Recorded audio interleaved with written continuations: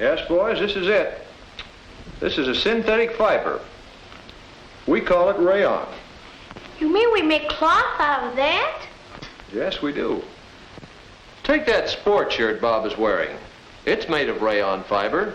Could you tell us just how it's made? Yes, we want to tell the class about it. Well, it's quite a story. We make rayon from wood, you know, but, well, have you ever seen a spider spinning a web? Oh, yes, of course. Well, when we make this rayon fiber, we're imitating a spider spinning a web. The spider makes a liquid in its body. When it spins the thread for its web, it forces this liquid out through tiny holes called spinnerets. This makes a fine thread. Now, you know how silk is made? Yes, we've had that. Well, then you know how the silkworm makes a fiber. Now, we make this rayon fiber in somewhat the same way. Rayon begins as wood. The first step is to break up logs into pulp. This is done here at a pulp mill. In this mill, the wood is chopped up and cooked. It comes out looking like this. Here's a piece of wood pulp. This is still wood, though it looks like blotting paper. Now this goes to the rayon mill, where they put it into tanks. The pulp comes to the mill in large sheets. They put these sheets into a tank. Then they fill the tank with a chemical. After the pulp is soaked in this bath for a while, they squeeze out some of the chemical, and it's ready for the next step. They take it out and drop it down through a hole to the floor below. The pulp drops right down into a shredding machine. This machine breaks it up into small pieces.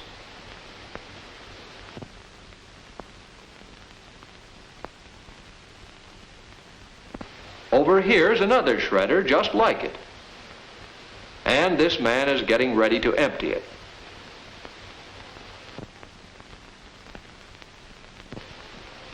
When the pulp comes out, it's broken up into fluffy crumbs.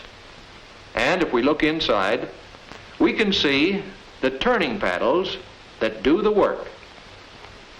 Now the crumbs go down a chute into a room where they age for a couple of days. Then from the aging room, the crumbs drop into another machine. This is something like a churn. In these, the crumbs are thoroughly churned together with another chemical called carbon disulfide. When it comes out of this churn, it's no longer wood pulp, but something different. We have some of it here. See here?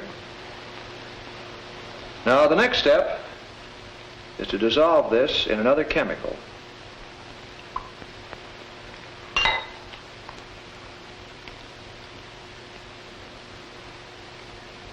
It quickly becomes a thick liquid like this.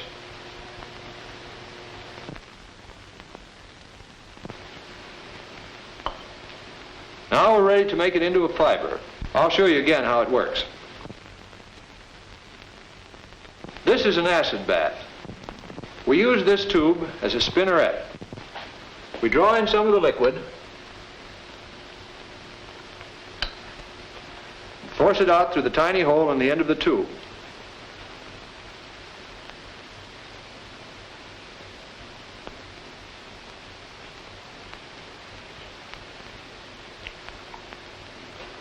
The acid hardens it, and here's our rayon fiber.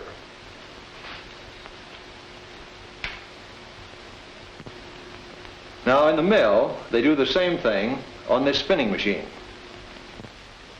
This machine has many spinnerets. He's lifting up one of them now. This is the spinneret. And if we look closely at the end of it, we see it has many tiny holes with liquid oozing out of them.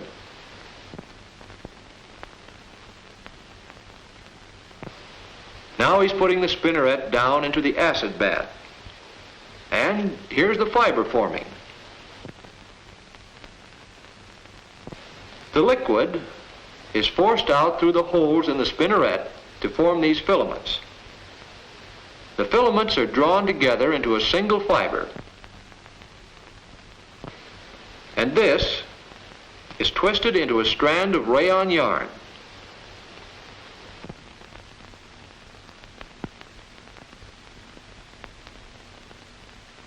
It goes down into this box. These men are taking cakes of yarn out of the machine. They call this doffing.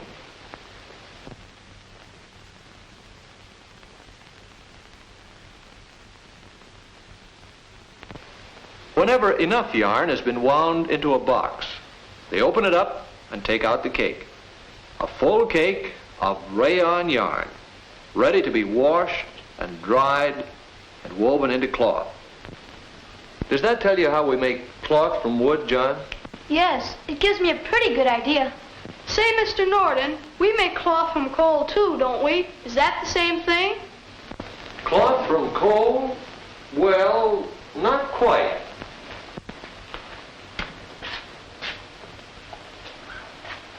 Here's a piece of a cloth we make from coal and other things.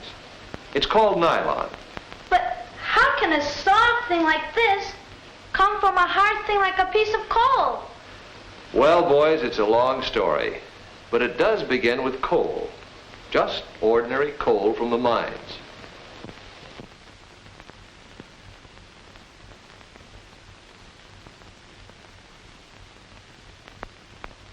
This goes to a coke oven. Here it is broken down into a number of things. One of these is coal tar. And from coal tar we get a number of chemicals. From this, after a long series of steps, we get these two substances. This is adipic acid, and this is hexamethylene diamine. Hexa. Hexa. Say, Mr. Norden, how can you remember a name like that? Well, you get used to those names when you use them every day. Now these chemicals make nylon. First we mix them together in a little water.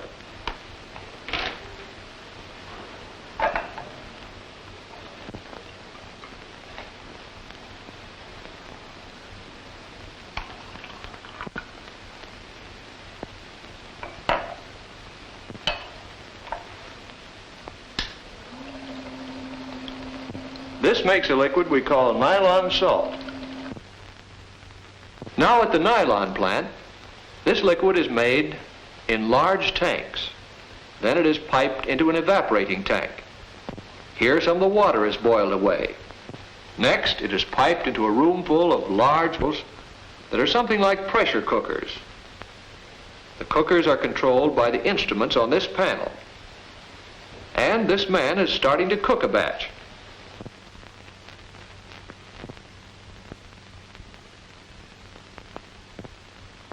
He has it ready in this vessel. Here it cooks under heat and pressure. This causes an important chemical change.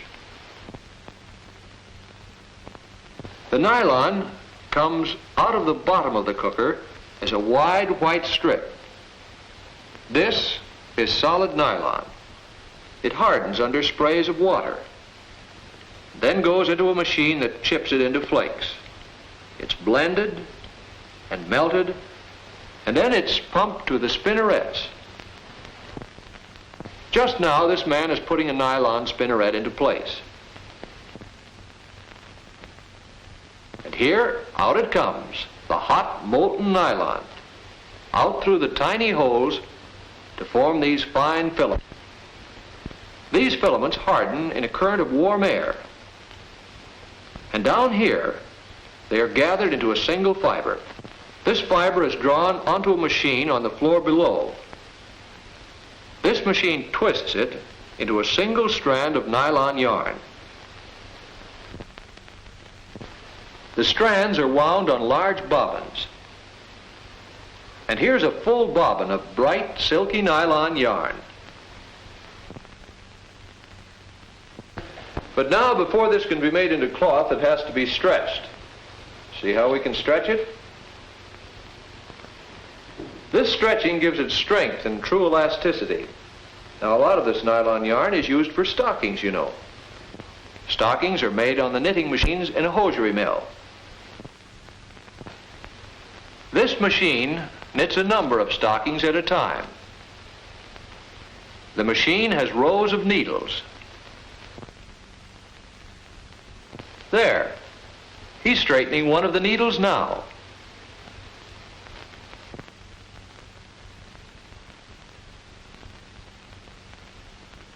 Now the machine is knitting again. See how the nylon threads move in and out and back and forth among the needles.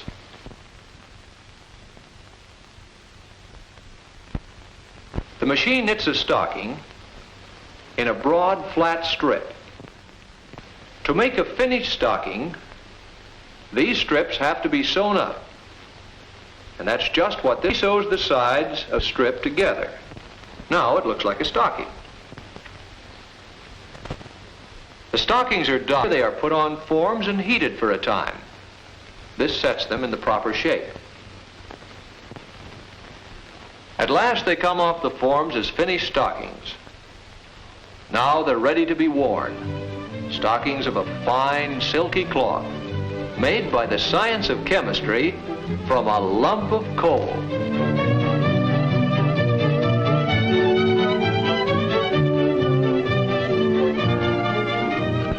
So you see, Johnny, we do make cloth from coal at that. Yes, but I still don't know just why those chemicals work like that. Yes, why does the liquid get hard when it comes out of the spinner red? Boys, there are a lot of things I haven't told you. But let's leave those till we explore our chemistry further. This is a science which gives us so many things we use every day of our lives.